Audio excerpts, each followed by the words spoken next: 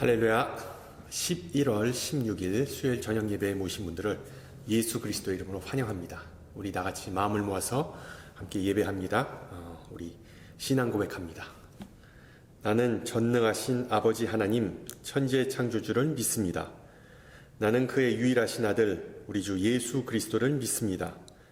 그는 성령으로 잉태되어 동정녀 마리에게서 나시고 본디오 빌라도에게 고난을 받아 십자가에 못 박혀 죽으시고 장사된 지 사흘 만에 죽은 자 가운데서 다시 살아나셨으며 하늘에 오르시어 전능하신 아버지 하나님 우편에 앉아 계시다가 거기로부터 살아있는 자와 죽은 자를 심판하러 오십니다. 나는 성령을 믿으며 거룩한 공교회와 성도의 교제와 죄를 용서받는 것과 몸의 부활과 영생을 믿습니다. 아멘. 우리 다같이 찬송가 하시겠습니다. 찬송가 310장입니다. 310장. 예전 찬송가는 410장이고요. 310장 찬양하시겠습니다. 하나님의 은혜로. 하나님의 은혜로 있을 데 없는 자 왜 구속하여 주는지 난 알 수 없도다. 내가 믿고 또 의지함은 내 모든 형편 아시는 주님 늘 보호해 주실 것을 나는 확실히 아네. 왜 내게 굳센 믿음과 또 복음 주셔서 내 마음이 항상 편한지 난 알 수 없도다. 내가 믿고 또 의지함은 내 모든 형편 아시는 주님 늘 보호해 주실 것을 나는 확실히 아네. 왜 내게 성령 주셔서 내 마음 감동해 주 예수 믿게 하는지 난 알 수 없도다. 내가 믿고 또 의지함은 내 모든 형편 아시는 주님 늘 보호해 주실 것을 나는 확실히 아네. 주 언제 강림하실지 혹 밤에 혹 낮에 또 주님 만날 그곳도 난 알 수 없도다. 내가 믿고 또 의지함은 내 모든 형편 아시는 주님 늘 보호해 주실 것을 나는 확실히 아네. 아멘. 하나님께서 오늘 저녁 우리에게 주신 말씀 누가복음 6장 20절에서 26절 말씀입니다. 제가 가진 성경으로 신약 98페이지 누가복음 6장 20절에서 26절 말씀을 받들어 봉독합니다. 예수께서 눈을 들어 제자들을 보시고 이르시되 너희 가난한 자는 복이 있나니 하나님의 나라가 너희 것이니요. 지금 줄인 자는 복이 있나니 너희가 배부름을 얻을 것이니요. 지금 우는 자는 복이 있나니 너희가 웃을 것이니요. 인자로 말미암아 사람들이 너희를 미워하며 멀리하고 욕하고 너희 이름을 악하다 하여 버릴 때에는 너희에게 복이 있도다. 그날에 기뻐하고 뛰놀라. 하늘에서 너희 상이 크니라. 그들의 조상들이 선지자들에게 이와 같이 하였느니라. 그러나 화 있을진저 너희 부요한 자여 너희는 너희의 위로를 이미 받았도다. 화 있을진저 너희 지금 배부른 자여 너희는 줄이리로다. 화 있을진저 너희 지금 웃는 자여 너희가 애통하며 울리로다. 모든 사람이 너희를 칭찬하면 화가 있도다. 그들의 조상들이 거짓 선지자들에게 이와 같이 하였느니라. 아멘. 미국에서 대학에 지원하는 시니어들은, 고3들은 반드시 에세이를 써야 합니다. 그 학교에 지원하는 동기가 뭔지, 자신의 인생 스토리와 그리고 장단점, 또한 관심 분야들을 기술해서 제출해야 합니다. 예전에 제가 시카고 지역에 있는 교회에서 유스부를 지도했는데 마침 그 교회 목사님 딸이 유스부에 있었고 대학에 가기 위해 대학 에세이를 작성하고 있었습니다. 무슨 내용을 쓰는지 궁금해서 물어봤더니 그 주제는 놀랍게도 빈곤이었습니다. 빈곤, 가난. 처음에 미국에 이민 왔을 때 자신의 아버지가 사역지를 찾지 못해서 가정 형편이 넉넉지 못했답니다. 가끔 맥도날드 식당에서 외식을 했는데 그 빅맥 샌드위치 하나를 주문한 후에 가족의 숫자대로 즉 4등분해서 나눠 먹는 경험을 묘사하는 그런 글이었습니다.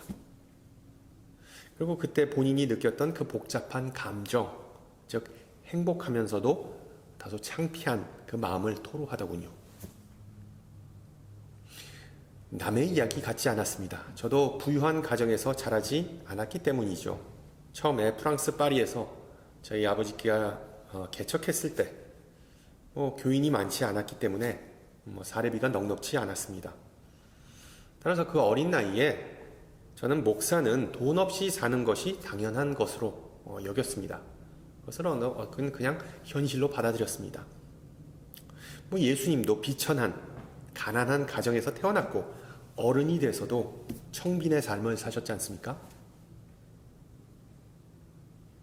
혹자는 가난이 죄라고 말하는데 여러분은 어떻게 생각하시는지요? 죄 자체는 가난이 아니다. 그러나 가난의 대물림은 죄다. 무슨 소리냐? 가난의 악순환을 끊는 것이 개인의 의지로만 된다면 이 세상에 부자만 있겠다 등등 가난에 대해서 빈곤에 대해서 다양한 견해가 있겠죠. 워싱턴 포스트지는 몇 년 전에 설문조사를 했는데 빈곤의 원인이 각 개인의 게으름 때문이라고 생각하는 기독교인의 비율이 비기독교인보다 2배 이상 높은 것으로 나타났답니다. 특히 백인 복음주의 기독교인들에게서 그 비율이 높은 것으로 나타났는데 예를 들어 남침례교 신약교회 알버트 몰러 총장은 기독교 세계관에 따르면 모든 가난은 꼭 가난한 그 사람의 죄라고는 할 수 있지만 죄 때문이라는 것이 분명하다. 에덴 동산에는 가난이 없었고 타락한 이후에 세상에 가난이 생겼기 때문이다 라고 주장합니다. 개인적으로 빈곤이 죄인지는 잘 모르겠습니다. 다만 가난한 사람을 죄인 취급하는 경우는 많이 본 것 같습니다. 개인의 게으름이나 욕망 때문에 패망한 예도 있고 아니면 자연재해나 질병 때문에 즉 외부적인 환경 때문에 빈곤에 빠진 경우가 있습니다. 각 사람의 사연이 다 다를 수 있습니다. 그러나 전반적으로 왜 우리가 사는 사회는 가난한 사람에 대해 편견을 갖거나 그들을 비판하는 경향이 있을까요?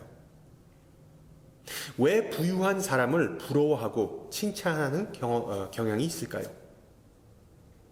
혹시 부를 축복과 동일시하기 때문에 그런 게 아닐까요? 부와 빈곤에 대한 여러분의 기준을 한번 잘 생각해 보세요. 아무래도 돈이 없는 것보다 돈이 있는 게 축복이라는 생각이 지배적이지 않겠습니까? 성경은 뭐라고 말할까요? 꼭 그렇지 않다라고 모세는 신명기서에서 말합니다. 이스라엘 백성이 약속의 땅 가나안에 들어간 후에 풍요로운 삶을 누리게 되면 교만해져서 야훼 하나님의 은혜를 잊게 될 거라고 경고합니다. 나중에 아간의 사건에서 드러났듯이 이것은 공동체뿐만 아니라 개개인에게 향한 차원의 경고이기도 합니다. 더 나아가 이스라엘 백성이 가나안을 정복하고 부를 취하게 되면 야훼를 배신하고 이방신들을 섬길 수 있다는 위험을 모세는 지적하였습니다. 부는 축복과 동일한 것이 아니라는 견해는 모세뿐만 아니라 신약에서 예수님의 가르침 속에서도 잘 드러납니다. 오늘 본문에서 예수님은 대중에게 가난한 자는 복이 있나니 하나님의 나라가 너희 것이다 라고 위로하시지만 몇 구절 후에 부자들에게는 아주 심한 말을 하십니다. 그러나 화 있을진저 너희 부유한 자여 너희는 너희의 위로를 이미 받았도다. 우리가 소위 말하는 팔복 선언인데 헬라어로 복은 마카리오스입니다. 복받았다, 행복하다, 만사형통이다 쯤으로 번역할 수 있습니다. 따라서 예수님 시대의 사람들에게 복은 최고의 선물 또는 극도의 행복을 가리켰습니다.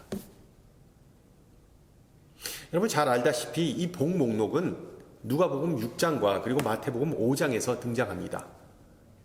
누가복음의 복 목록은 훨씬 더 잘 알려진 마가복음의 복 목록과 다소 차이를 보입니다. 우선 산상, 즉 언덕 위가 아닌 평지 설교에서 언급되었고 마태복음과는 다르게 누가는 저주, 화 목록을 포함하고 있습니다.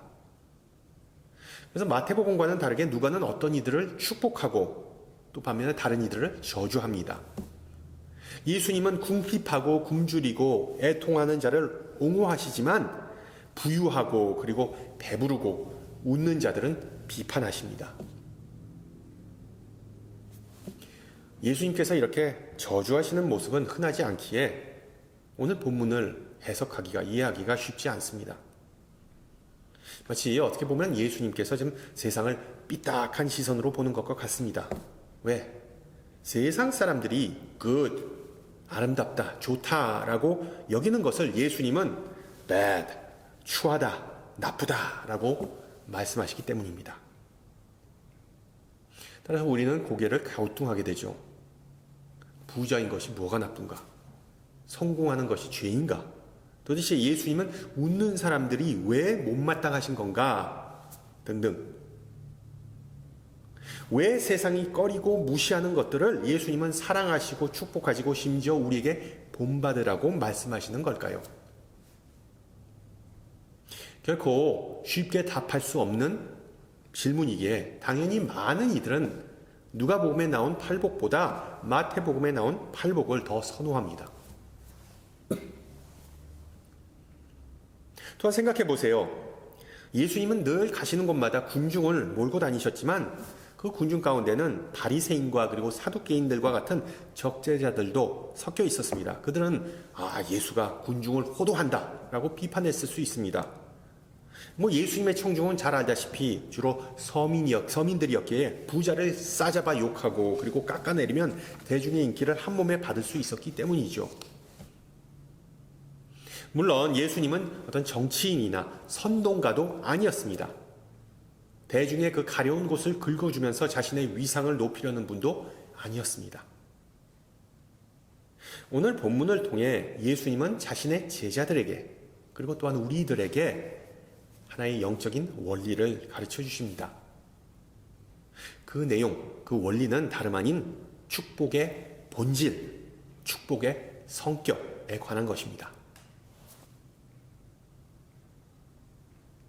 시련이나 고난을 겪을 때 좋은 친구는 이렇게 위로해 줍니다. 괜찮아.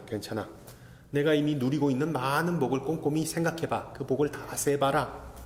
기분 나쁜 일은 뒤로 하고 인생의 밝은 면에 집중해봐. 문제는 이 세상에 많은 사람이 이미 그렇게 하고 있다는 겁니다. 즉 자신들이 이 세상에서 누리는 복을 항상 의식하고 꼼꼼하게 세고 있다는 사실입니다. 굳이 자신이 어떤 회계사, CPA가 아니더라도 자신이 가진 부와 소유, 재산을 항상 인식하고 있죠. 그리고 세고 있습니다. 넓은 집, 뭐 어떤 비싼 차, 좋은 직장, 그리고 유복한 가정 등등. 심지어 물질적으로 넉넉하지 못한 사람들마저 자신이 누리는 복을 꼼꼼히 세고 인식하고 있다는 점입니다. 여러분, 그 주머니 사정이 여의치 않은데도 뭐 유명 브랜드 운동화를 뭐 몇백 불씩 주고 사거나 아니면 최신형 휴대폰을 1,000불, 2,000불 넘게 주고 구매하는 사람들을 보면 이해가 안 갈 때가 있죠. 지지난주에 무려 20억 불이 넘는 역사적인 파워볼 잭팟이 터졌는데 아직도 누가 행운의 주인공인지 밝혀진 바가 없습니다. 뭐 감당할 수 없는, 셀 수 없는, 상상할 수 없는 금액 때문에 그 행운의 주인공은 겁먹은 것이 아니냐는 생각이 듭니다. 아니면 이미 그 엄청난 금액을 비밀리에 수령하고 미국을 떴을 수도 있죠. 물론 각종 세금을 다 뗀 후에 뭐 절반보다 조금 덜 받는다고 하지만 10억 불이라는 어마어마한 돈을 가지고 뭘 할 수 있는지 뭐 셀 수도 없죠. 가능성이 무궁무진합니다. 그러나 잘 생각해 보면 복권 긁은 사람, 복권하는 사람들은 다 어떤 위시리스트를 가지고 있을 겁니다. 정확히 말하면 받은 복을 세어보는 것이 아니라 미래에 받을 복을 자신이 당첨됐다는 생각을 그 받을 복을 세어보면서 인생 역전을 노리는 것입니다. 보다시피 이 세상은 복에 관한 개념과 이해가 이미 뚜렷하게 성립되어 있습니다. 무엇이 복인지를 너무나 사람들은 잘 알고 그 우선순위를 다 매기고 있습니다. 복에 관한 세상의 개념은 예수님께서 말씀하시는 복과는 그러나 완전히 다릅니다. 이 세상은 부자, 유명인, 잘 나가는 사람을 복받은 사람이라고 생각합니다. 똑똑한 자녀들을 두고 인생의 목적과 정확한 방향을 알고 열심히 달려가는 사람을 복받았다고 합니다. 그러나 우리 예수님은 그런 기준에 전혀 관심이 없으십니다. 오히려 세상이 귀하게 여기는 가치관을 아예 전복하십니다. 집어놓으십니다. 불행한 자를 복받았다 하시고 세상이 존경하는 자들에게 화를 선포하십니다. 쉽게 말하면 예수님의 팔복은 급진적이고 심지어 반문화적입니다. 반사회적입니다. 우리가 사는 미국과 같이 부와 명예를 중요시하는 사회에서 정말 많은 일을 불쾌하게 만드는 내용입니다. 그러나 예수님의 말씀은 또한 뼈아픈 진실입니다. 큰 아픔이나 절망을 겪은 후에 비로소 예수님의 말씀이 맞는다는 사실을 우리는 종종 깨닫게 되죠. 돈이 행복을 살 수 없다라는 격언, 너무 자주 듣는 클리셰지만 여러분 부자들 한번 생각해 보세요. 돈 때문에 돈이 있더라도 돈 때문에 이혼하고 유산 때문에 형제들끼리 죽어라 하고 싸우고 심지어 자살하는 경우를 보면 분명히 물질이 행복의 기준이 된다고 확신할 수 없는 노릇입니다. 마찬가지로 우리가 돈보다 더 귀중하게 여기는 건강 또한 행복을 살 수는 없습니다. 일평생 병원 한번 가지 않았지만 자신감이 결렬된 모습으로 우울한 모습으로 살아가는 사람을 종종 목격할 수 있습니다. 화목한 가정, 훤칠한 직장, 수많은 여가 활동은 반드시 행복을 선사해 주지 않습니다. 그 어디에도 부족한 것이 없어 보이지만 내면은 공허한 사람들이 존재합니다. 그러나 화 있을진저 너희 부요한 자여 너희는 너희의 위로를 이미 받았도다라는 24절에서 사용된 이 위로는 헬라어에서 다소 상업적인 용어입니다.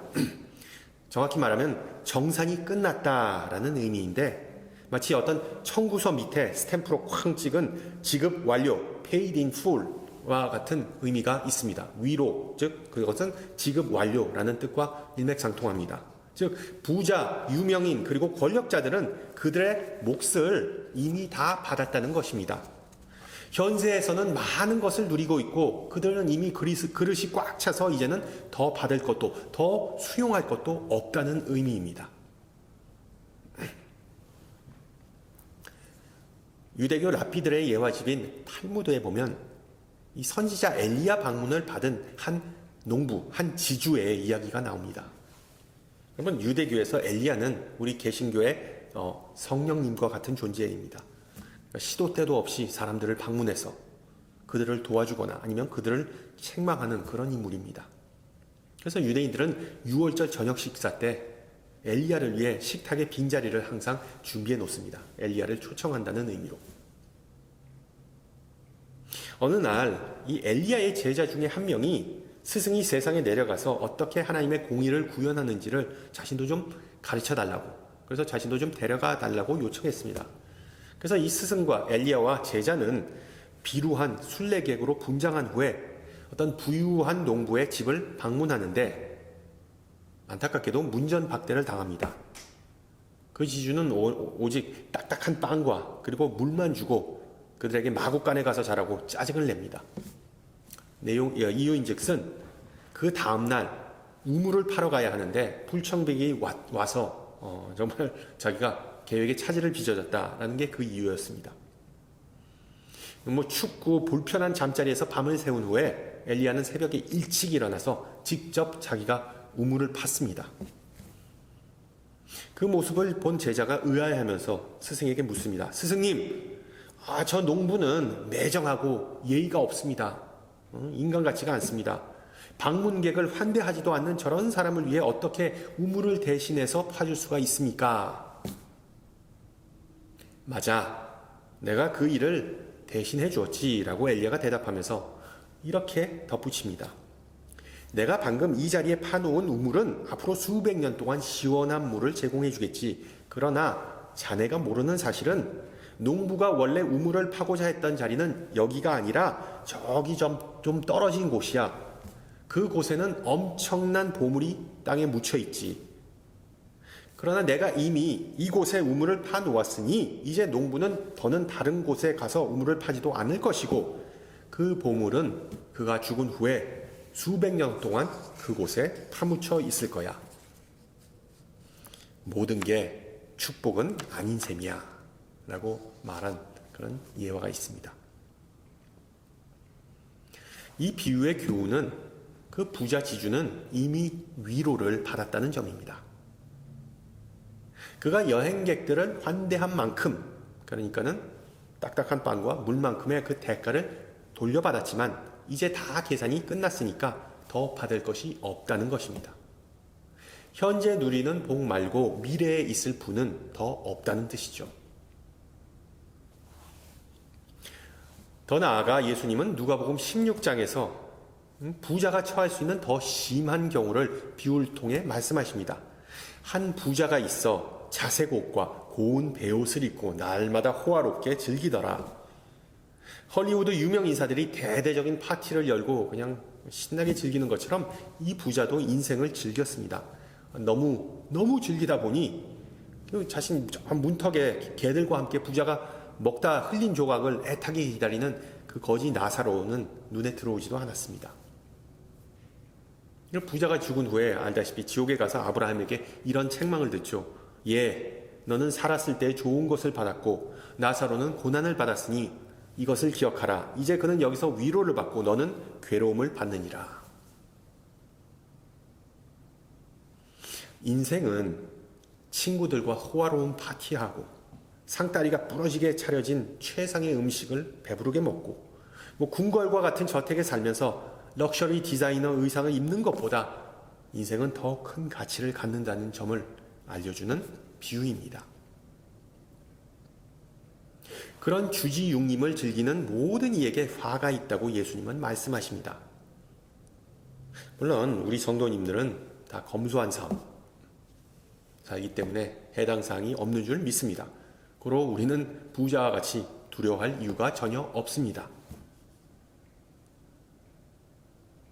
다른 한편으로 영국의 문호 오스카 와일드가 남긴 명언을 들어보세요. 그는 이렇게 말합니다. 세상에는 오직 두 개의 비극이 존재한다. 자신이 원하는 것을 갖지 못하는 것, 그리고 자신이 원한을 갖는 것. 상당히 부정적이고 암울한 시각이지만 여러분 그렇습니다. 인생은 부가 없어도 불행하고 부가 있어도 불행하고 이래저래도 만족할 수 없는 것이 인생입니다. 그렇지만 하나님은 인간의 상황과 처지를 막론하고 축복하실 수 있는 능력의 하나님입니다. 아멘. 시각, 청각, 그리고 언어 장애를 갖고 태어났지만 결국 나중에는 인간 승리를 이룬 헬렌 켈러는 이렇게 말했습니다. 비록 이 세상은 비극적인 일이 가득하지만 그 비극을 극복하는 일도 수두룩하다. 여러분 기억하세요. 하나님께서 우리를 축복하시는 방식은 인간의 어떤 불평이나 불편을 제거해 주시는 것이 아닙니다. 하나님은 우리가 그 불편한 상황을 극복할 수 있는 능력과 마음을 주심으로 우리를 축복하십니다. 철학자 랄프 월도 에머슨의 명언처럼 상처 입은 조개가 진주를 만드는 법입니다. 지난 욥기 설교 시리즈에서 배운 내용 중에 하나는 인간은 과도한 단순화, 영어로 oversimplification, 과도한 단순화를 선호한다는 사실입니다. 특히 욥의 친구들이 그랬죠. 권선징악, 고난에는 반드시 이유가 있다 등등. 우리 인간은 흑백 논리, 인과응보를 참 좋아합니다. 그런데 여러분 인생은 또한 그렇게 단순하지가 않죠. 인생을 극단적으로 쉽게 단순화하는 사람은 복잡한 사항을 간단하게 해결할 수 있다는 일종의 교만을 드러내는 것입니다. 교만한 마음을 드러내는 것입니다. 쉽게 가자, 단순하게 생각하자의 위험성이 바로 여기에 있습니다. 하나님이 아니라 인간이 해결사 역할을 할 수 있다는 생각이 그 밑바탕에 깔린 것이죠. 그래서 그 어떤 이가 이것은 축복이고 저것은 저주다라고 확언할 수 있습니까? 인간의 눈에 재난으로 비치는 상황이 하나님의 눈에는 구원의 서막일 수 있지 않겠습니까? 정말 버거운 인생을 산 사람이 있습니다. 7살 때 온 식구는 살던 집에서 쫓겨났습니다. 9살에 모친이 급사했습니다. 22살에 일하던 가게에서 해고당했습니다. 자신은 항상 법대를 가고자 동경했지만 성적이 안 돼서, 성적이 뒤따르지 않아서 23살에 작은 가게를 동업했습니다. 3년 후에 동업자는 죽고 남겨놓은 그 큰 빚을 혼자 떠안게 됐습니다. 28살에 자신이 수년간 교제한 여인에게 청혼하지만 거부당합니다. 그러나 37세에 하원 의원에 당선되면서 잠시 인생의 햇살이 비치는 했습니다. 그러나 또한 2년 후에 있어 낙선합니다. 41세에 자신의 4살 배기 아들을 잃게 됩니다. 45세에 상원에 출마했지만 낙선합니다. 47세에 미국 부통령 후보로 출마하지만 또 떨어집니다. 49세에 다시 상원의 문을 두드리지만 낙선합니다. 결국 51세에 그는 미 합중국 대통령에 당선하게 됩니다. 그 파란만장한 인생의 주인공은 다름 아닌 아브라함 링컨입니다. 그의 인생 이야기는 우리 모두에게 귀한 영적 원리를 제공합니다. 이 모든 것에도 불구하고 우리는 축복받았다는 사실입니다. 할렐루야. 받은 복을 세어보아라 라는 찬양이 있는데 여러분 우리가 받은 복을 세는 것은 솔직히 별 의미가 없습니다. 또한 우리를 괴롭히는 불행을 세는 것 또한 미련한 짓입니다. 왜? 로마서 8장은 이렇게 기록합니다. 하나님을 사랑하는 자들에게는 모든 것이 합력하여 선을 이루니라. 비록 쉽지 않은 일이지만 모든 것, everything, 즉 복이든 화이든 모든 것이 궁극적으로 우리를 선한 길로 인도하자는 그 하나님의 약속을 믿으시기를 소망합니다. 결론적으로 우리 예수님은 자신의 제자들이 누구인지를 설명해 주시면서 공생의 사역을 시작하셨습니다. 제자들은 비록 가난하였지만 복받은 자들입니다. 사랑받는 자들입니다. 왜? 그들 곁에는 예수님, 즉 하나님이 계시고 그들을 품어주시고 챙겨주시기 때문입니다. 그리고 이 제자들이 3년 동안 예수님을 따르면서 배우게 될 모든 내용은 다름 아닌 바로 그들의 그 정체성, 그들의 소명, 그리고 나아가야 할 길에 대한 부수적인 가르침이었을 뿐입니다. 하나님의 외아들이 제자들을 각각 이름으로 부르셨을 때 그것은 마치 하나님 본인이 그들에게 새로운 신분을 아무런 조건 없이 선사해 주신 정말 큰 축복이었습니다. 따라서 그들이 받은 축복만큼 남에게 축복을 자유롭게 선사하라는 것이 바로 오늘 본문의 핵심입니다. 바꿔 말하면 우리는 하나님을 위해 축복이라는 보상을, 그 보너스를 바라면서 열심히 일하는 직원이 아닙니다. 하나님은 우리의 보스고 우리가 직원이 아니라는 것이죠. 하나님에게 복받기 위해 공의, 사랑, 인애, 겸손을 구현하며 살아가는 것이 아닙니다. 우리는 이미 분에 넘치는 복을 받았기에, 그리고 그 복을 항상 누리고 있기에 공의, 사랑, 인애, 그리고 겸손한 삶을 구현하며 살아가는 것입니다. 그것이 바로 제자의 삶입니다. 더 나아가 하늘에 계신 우리 아버지는 은혜가 풍성한 하나님이십니다. 주님의 인자와 자비는 끝이 없으므로 우리가 살면서 누리게 될 축복은 셀 수도 없고 상상할 수도 없음을 믿으시기 바랍니다. 가난한 자, 굶주린 자, 그리고 애통하는 자는 복이 있다라는 말씀을 통해 우리 예수님은 아버지 하나님께서 단지 가난하고 소외된 자들뿐만 아니라 우리 모두를 다 챙겨주시고 책임져 주신다고 선언하십니다. 뿐만 아니라 우리의 앞날도 책임져 주실 거라고 약속하십니다. 앞서 말씀드렸듯이 하나님의 축복은 정말 다양한 형태로, 다양한 때와 시와 때를 가리지 않고 우리에게 임합니다. 때로는 우리가 애타게 기도하고 사모하는 것을 즉시 제공해 주시기도 하지만 또 때로는 우리가 기대하지도 않고 기도하지도 않고 생각지도 못했던 것을 주시기도 합니다. 따라서 우리가 받은 복의 종류나 개수를 파악하는 것이 중요한 것이 아니라 하나님의 축복 그 자체가 가장 중요한 것입니다. 다시 말씀드립니다. 우리가 받은 복의 종류를 세거나 그 개수를 파악하는 것이 중요한 것이 아니라 하나님의 축복 그 자체가 가장 중요한 것입니다. 성도 여러분, 저와 여러분은 항상 기뻐하고 찬양할 이유가 바로 여기에 있습니다. 우리 주님의 축복은 인생의 우여곡절을 막론하고 우리가 많이 가졌든 적게 가졌든 건강하든 아니면 병들었든 웃고 있든 아니면 울고 있든 이 현세와 그리고 내세에서도 우리와 항상 함께한다는 사실입니다. 할렐루야. 우리의 모든 형편을 아시고 모든 상황 속에서 축복의 단비를 내리시는 하나님께 영광과 존귀와 찬양으로 항상 화답하시기를 축원합니다. 함께 기도합니다. 은혜로우신 하나님, 오늘 저녁 주신 말씀과 성령으로 우리와 함께 하심을 감사드립니다. 또한 우리가 단지 말씀을 듣고 이해할 뿐만 아니라 말씀으로 살도록 인도하심을 감사드립니다.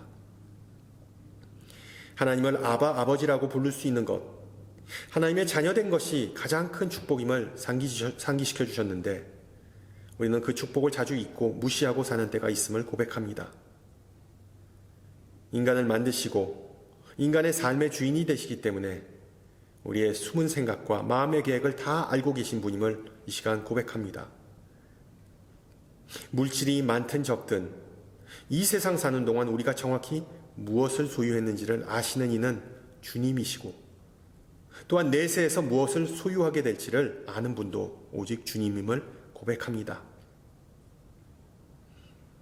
우리에게 용기와 믿음을 주시어 주님께서 주시는 구원의 손길을 의지하여 모든 소망과 신뢰를 오직 주님에게 둘 수 있게 하옵소서.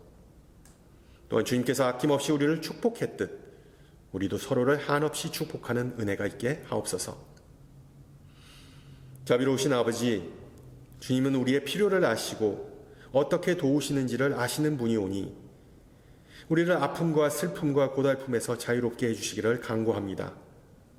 주님의 자녀된 모든 이들을 품 안에 품어주시기를 기도합니다.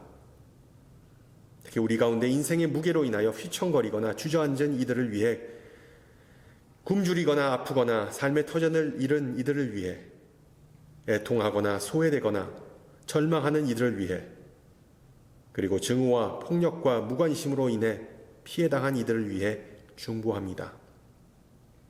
주님에게 받은 그 많은 은혜, 주님의 사랑과 용서와 위로를 다시 생각하며 우리 곁에 그리고 멀리 있는 이웃을 위해 기도하는 베푸는 마음을 주시옵소서. 함께 주님과 주신 기도합니다. 하늘에 계신 우리 아버지, 아버지의 이름을 거룩하게 하시며 아버지의 나라가 오게 하시며 아버지의 뜻이 하늘에서와 같이 땅에서도 이루어지게 하소서. 오늘 우리에게 일용할 양식을 주시고 우리가 우리에게 잘못한 사람을 용서하여 준 것 같이 우리 죄를 용서하여 주시고 우리를 시험에 빠지지 않게 하시고 악에서 구하소서. 나라와 권능과 영광이 영원히 아버지의 것입니다. 아멘. 네, 예배를 마쳤습니다. 돌아오는 주일, 추수감사주일이죠. 우리 1년 동안 받은 복을 감사하면서 하나님께 우리의 마음과 몸을 정성스럽게 바치는 그런 귀한 시간이 되기를 소망합니다. 또한 우리가 함께 함께 받을 성찬을 위해서 기도하는 마음으로 준비해 주시길 부탁드립니다. 저는 다음 주 이 시간에 뵙도록 하겠습니다. 샬롬.